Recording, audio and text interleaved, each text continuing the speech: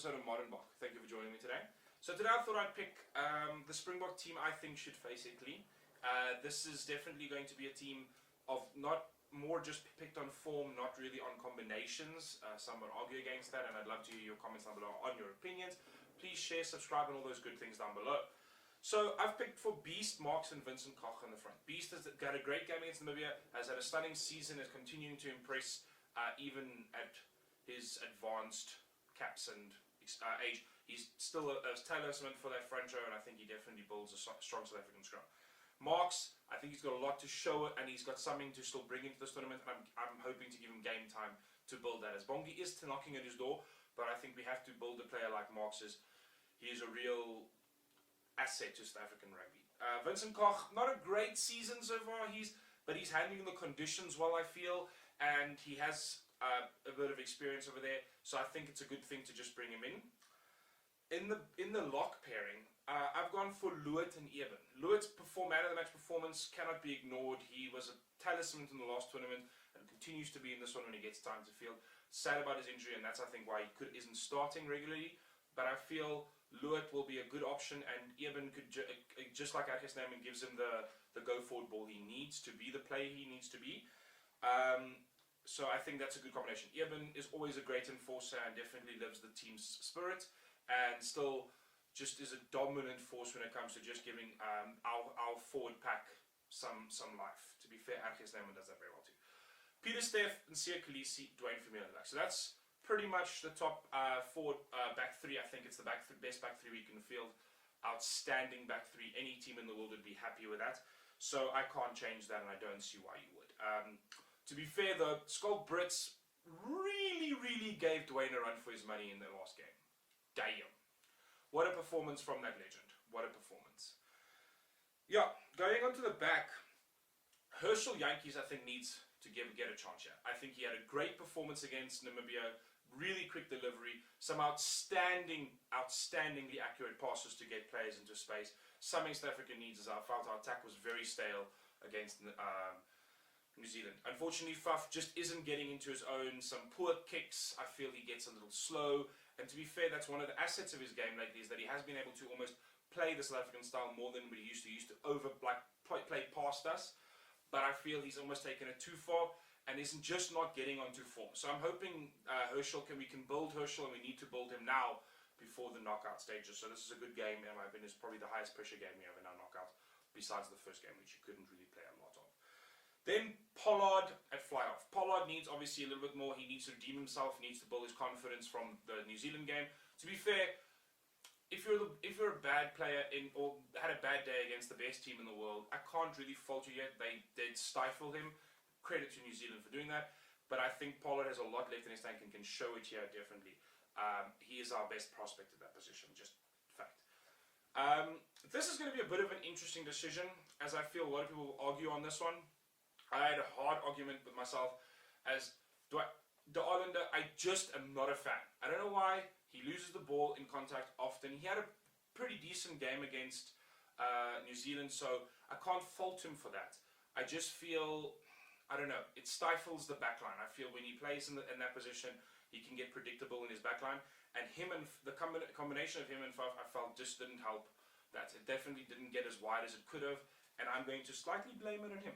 So I'm going to go for a little bit of an odd one, and I'm going to put Lukhanyo Arm in inside centre, and then put Jesse Kriel on outside centre. Now this is a bit of a crazy one, but I feel Jesse needs the space. He's a good player in that position, and I know he is a little bit of a ball hog himself, so that's not really fair, but I think he can bring X factor to that line, and he has shown it before, especially if you give him space.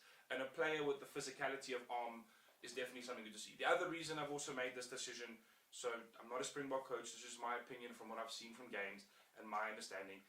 I feel just isn't always in his perfect place. He needs a couple more games to be the player he is, and I'm nothing from He is one of the best centres in the world. Really strong in defence, but unfortunately sometimes can be found wanting and out of position, similar to Mapimpi. So I find that they've got the similar thing. They're outstanding athletes. They just haven't yet got the game mind yet, and I think a couple more games will help there. But at inside centre, it's a little bit less of an issue, and I think he's the defender he needs to be be able to help there. I think he could help Pollard in that position, and he is a big enough player to hold off any team's attack. Jesse Kriel on the outside, as I said, he's a good runner, and he can put players into space if he just gets over his little bit of white line fever. So I'm going to pick him in that position. Then I've got Mapimpi and Colby on the wings. I think that makes sense. They had a good performance. Mapimpi continues to show his ability to run great tries against Namibia. I felt sad for Nkosi that he didn't get more tries. There was a lot of opportunities for tries, but I don't think that was Nkosi's fault. It was just not going that side. So I'm not sure why, and I think he should get some game time.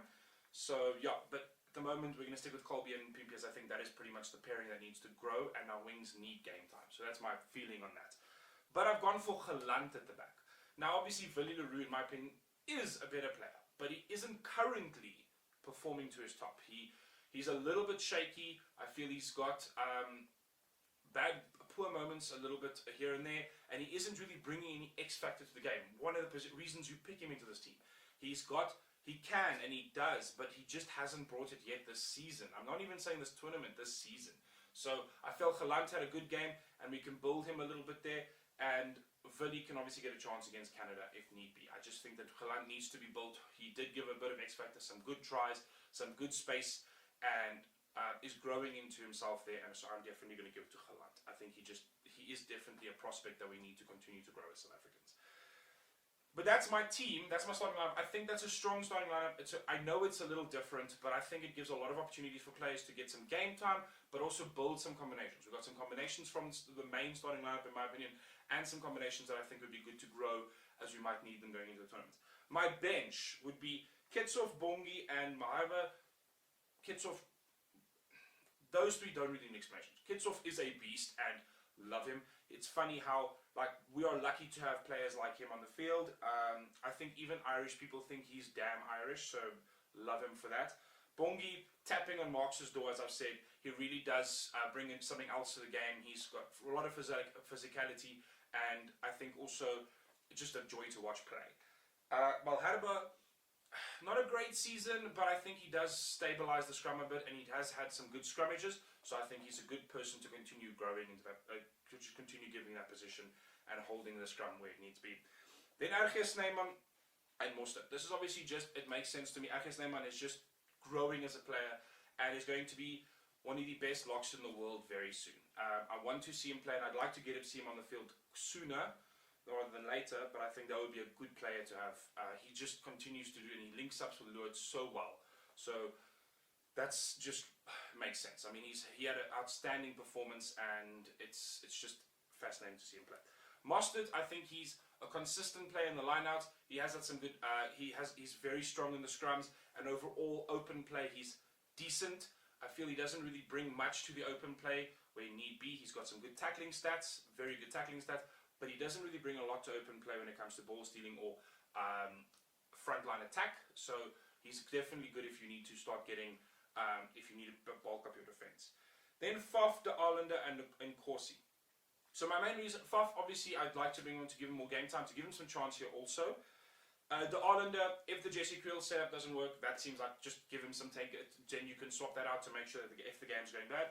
In Corsi, I'd like to see go on for Colby on wing at about the 60-minute mark. That's why I want him to have more game time. I think he is a prospect that we need to give him options and space. He will kill. This being that Colby would then not go off but move to fullback. I think we haven't seen the quality of the player giving him. If we can give Colby even 10 more meters of space, he will cut defenses in half. So I would like to see that. So I feel if we bring Colby into fullback, especially when the teams are tired, legs are sore, Colby will slice just like he did against New Zealand, and we cannot fight that with Gelant obviously going off. I think that's a strong team quality. There's a lot of X-factor players there, and it just is all about bringing some new attack into our new life into our attack, as I feel our defense is strong enough that this will work and give some players some game time, also building to a quarterfinal hopefully if this game goes well. But yeah, let me know if you have any opinions, your team, your comments, and yeah, let's wait for the actual team to come out, but I'm hoping I'm close because that'll be a great team to see play. Thanks guys, cheers, enjoy.